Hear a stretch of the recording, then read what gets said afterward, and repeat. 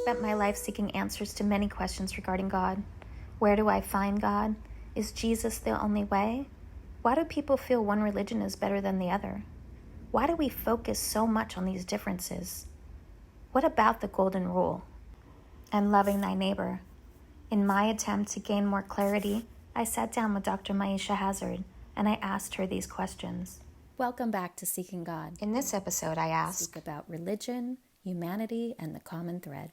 You have indigenous religions that are local religions. They are practiced by very specific groups of people. It's their culture. They don't necessarily share it with a lot of other people. And then there are world religions, the ones that are non-local, the ones that have become practiced by people who began in many different cultures. And so when you look at the world religions, you're looking at perhaps 10 or 12, and I'm making that number up. I could say, all right, well, let's start with Hinduism and Buddhism, Christianity, Judaism, Christianity, Islam, Jainism, Sikhism, Baha'i. Those are some of the major world religions that have spread beyond the original community where it started. So I know that there's some people who may hear this and say, well, she forgot one or the other. But, just generally speaking, if we say 10 or 12, then you add to that the branches, the sects of each one of those.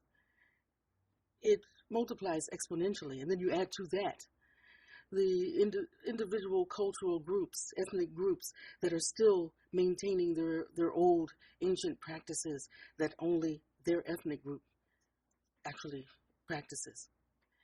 I've practiced them, and some who have spent their lifetimes in a single religion might say that I just dipped in for a moment and came up with an understanding of the basic principles, and that's really what it is. As a matter of fact, my father told me once that he was concerned about me because I seemed to be a jack of all religions and a master of none. And his belief was that you needed to stay within a single practice long enough to be able to use the tenets of that faith, the practices of that faith, to go deeper and deeper and deeper. My idea was the opposite, that from each of the world religions, I got something that was of value, some new perspective, some slight variation on the theme. I have not specifically answered your question yet, but if I can tell you what I learned from practicing Hinduism before I went to Islam. When I made the shift from Hinduism with the appearance of many gods, it could be up to 3,000, 300, 3,000, it depends on the person you talk to, gods as far as some people are concerned. But then when I made the shift and I went to spend time with a Muslim community, I realized, oh, wait a minute. They aren't worshiping many gods. They are worshiping or celebrating the many different aspects, qualities, or attributes of the one power and the one presence. And when you really look at Hinduism carefully, you'll see that they're very clear about Brahma as being the penultimate creative presence. And that's the same as Allah to me. That in Islam, you'll see the 99 attributes of Allah. And if you were to look at it without someone explaining to you that the first thing that you say when you become a Muslim is, there is no God but God, La ilaha illallah, Muhammad Rasul Allah, that there is no God but God and Muhammad is his messenger or his prophet. That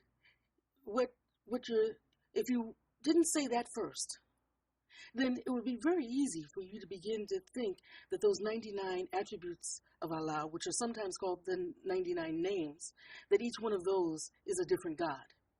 But what I saw in my journey was that sometimes as religions or spiritual teachings become institutionalized, you'll have people who begin to memorize things and spout things off without necessarily really deeply going in to try to understand what it's about. And there'll come a time when they'll hear the names of the different attributes of the creator presence, the source creator, and they'll begin to think that they are individual beings.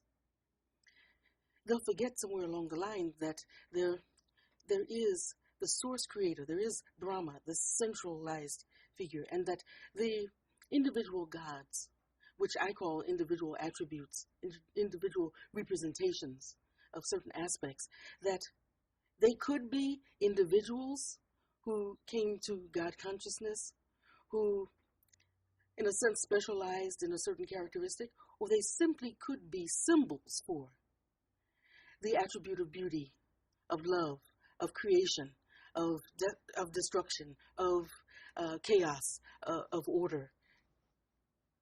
You could go on and on for those names.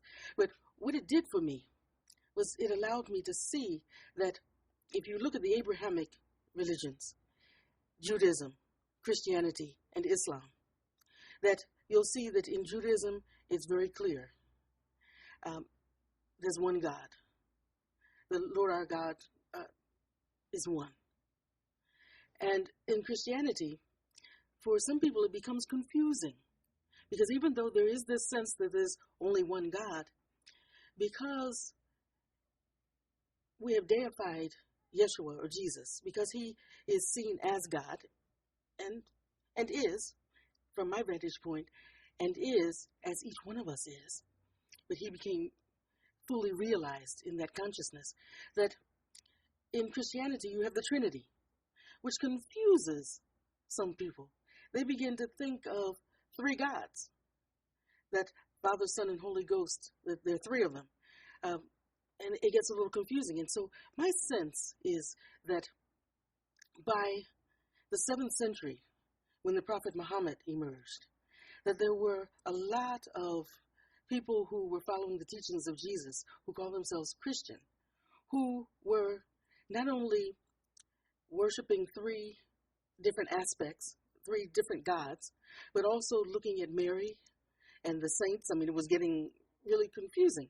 And I think that what happens is, as I talked about before, in every age, as the Baha'is say, in every age, the Creator shows up as someone who remembers. It shows up as someone who becomes the teacher, someone who becomes the light of the world in that moment. And that Muhammad came to reestablish the clarity in people's minds that there's only one. Like, you've been getting a little confused about this lately, folks. Let's come back to the center. Let's come back to knowing that there's only one. There's no God but God.